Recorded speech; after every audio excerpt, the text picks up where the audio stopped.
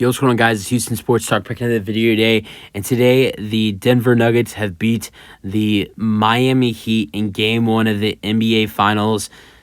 Man, what a good start to the NBA Finals. And I have to say, I was surprised. I was really surprised. I do think the Nuggets, ultimately, before I made my predictions, I thought the Denver Nuggets were going to win this series. I had Denver winning in 6 games. But I didn't think Denver was going to win Game 1. I feel really embarrassed after what I said, because I thought Miami would win this game, because Miami, number one, has came out in every Game 1 of the playoffs. Every game has been on the road, in Milwaukee, in New York, in Boston. Every series they played in. Came out, started the series, win Game 1. But also that the Denver Nuggets had not played in 10 days.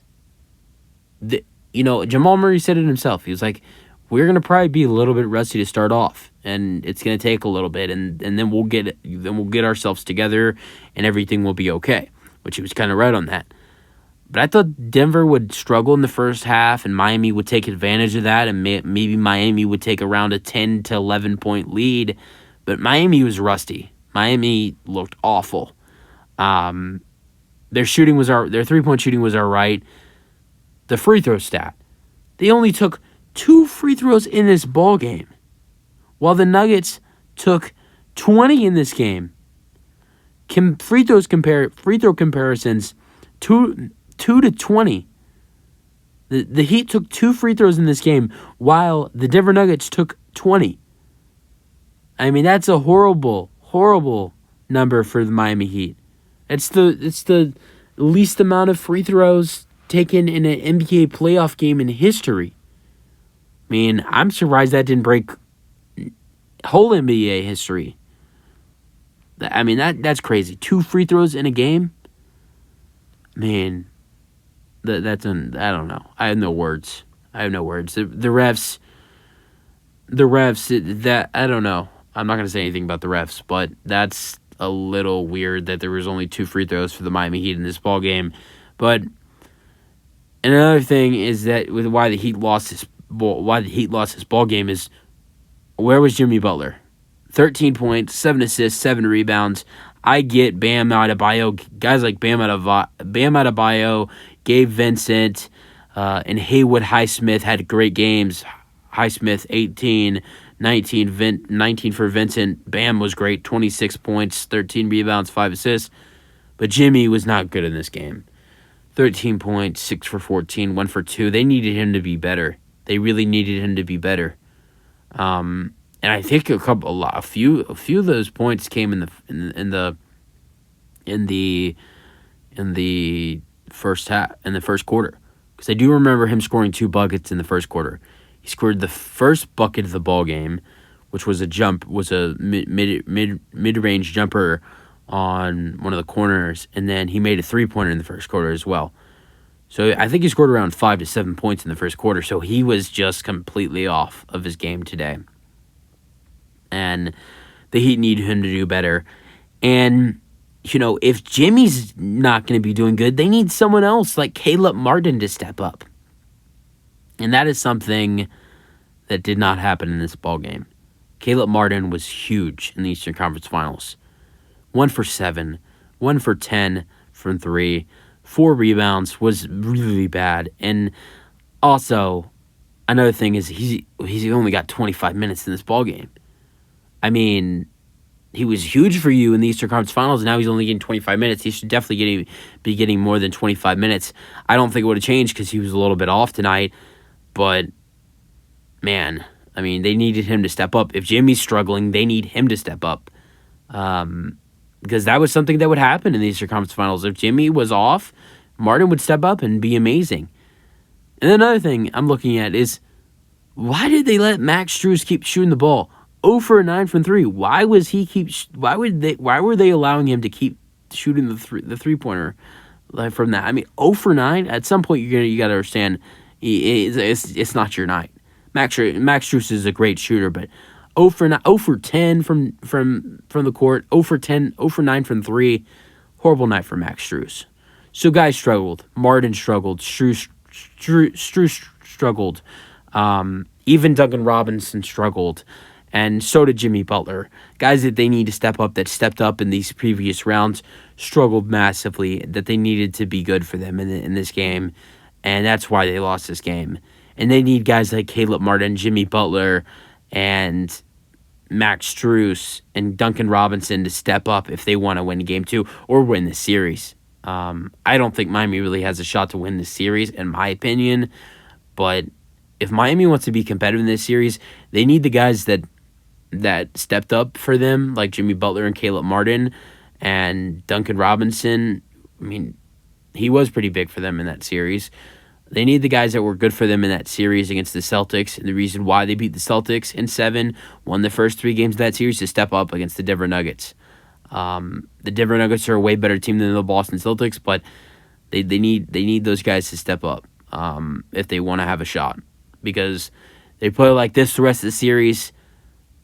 Honestly, even with Tyler Hero coming back at some point, either Game 2 or Game 3, I don't even see the Heat winning more than one game in this series.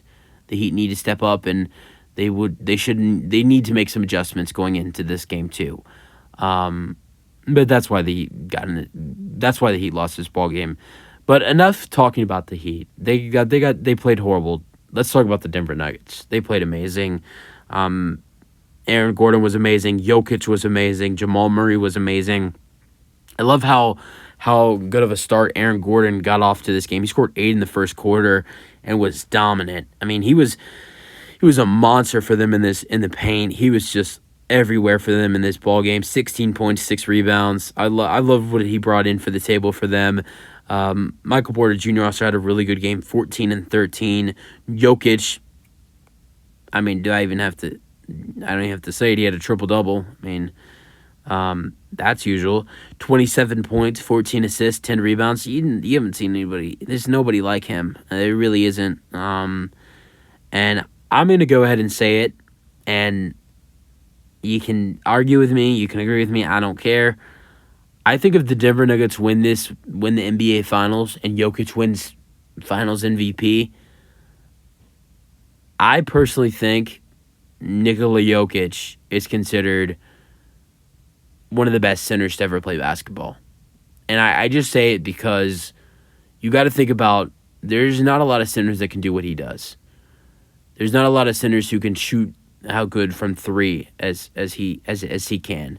You know, great centers. Like, we're talking about past centers, like guys you consider as the, top centers in history. Hakeem Olajuwon, Kareem Abdul-Jabbar, Bill Russell, Wilt Chamberlain, Tim Duncan. Those are the guys that are considered as top 5 centers in the NBA in history. Jokić is better shooters than every single 5 of those players. Wilt was a decent passer, but Jokić is an unbelievable player. I mean, he's like a point guard that plays center. I think there's a chance that eventually he could possibly pass Oscar Robertson's triple-double record.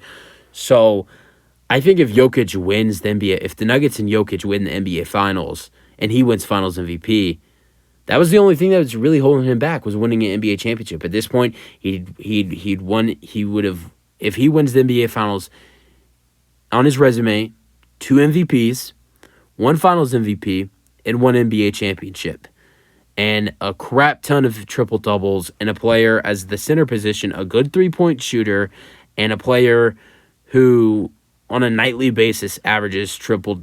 I don't think he averages a triple-double, but on a nightly basis, he is getting a triple-double. And it is a thing that it's rare to see Nikola Jokić not have a triple-double. I think he's one of a kind. I really do.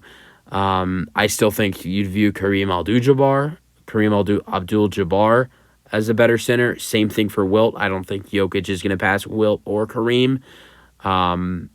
I don't think necessarily he passes Hakeem as well. I don't even think he really passes someone that are in those top names of Bill Russell, Tim Duncan, Hakeem. Hakeem. Here's the top guys of centers in NBA history: Shaq, Hakeem, Tim Duncan. No order at all. Bill Russell, Shaq, Hakeem Olajuwon, Wilt Chamberlain, Tim Duncan, and Kareem Abdul-Jabbar. Those are the guys that are in the top of the top of the list. I'm not saying Jokic passes any of those guys, but I think at some point, if Jokic wins the NBA championship, he has multiple MVPs. Would definitely win Finals MVP if they win this series.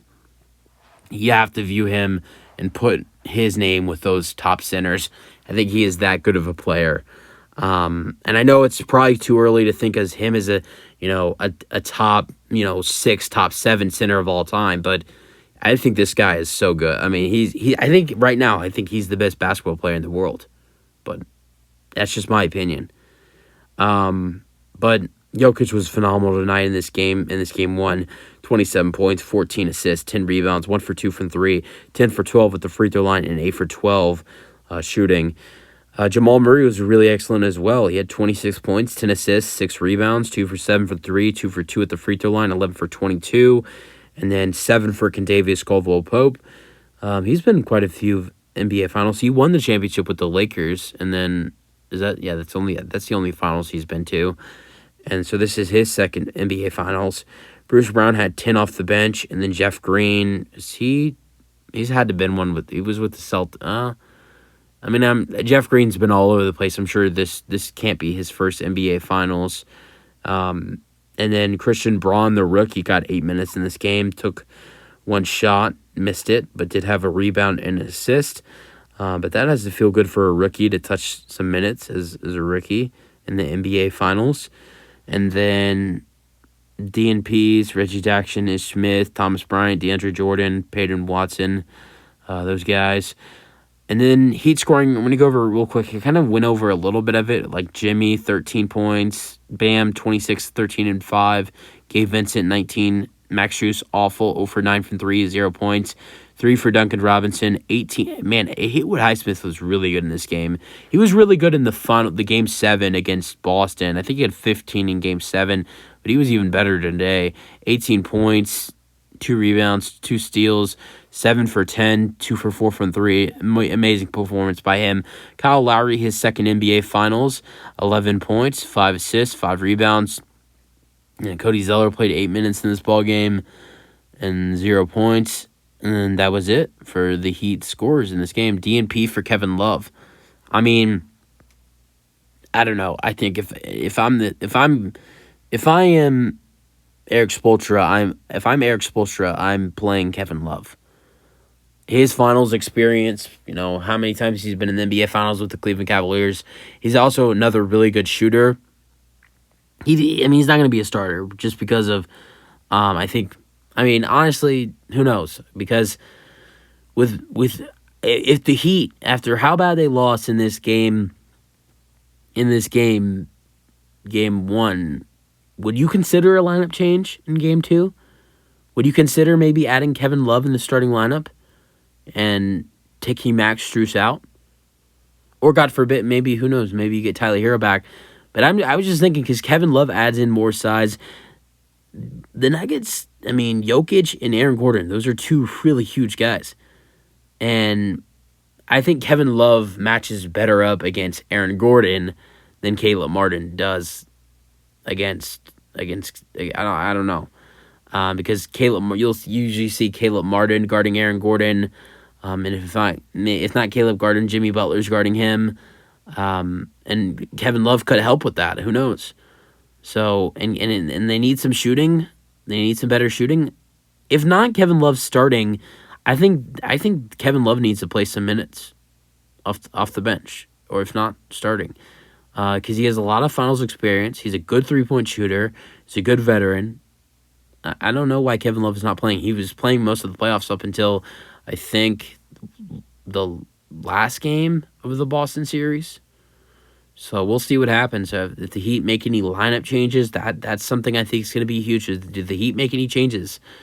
This was a solid start to the finals. I hope Game 2 is a closer game, but who knows? But you guys have more thoughts. That's the video. Hope you guys enjoyed, and peace out.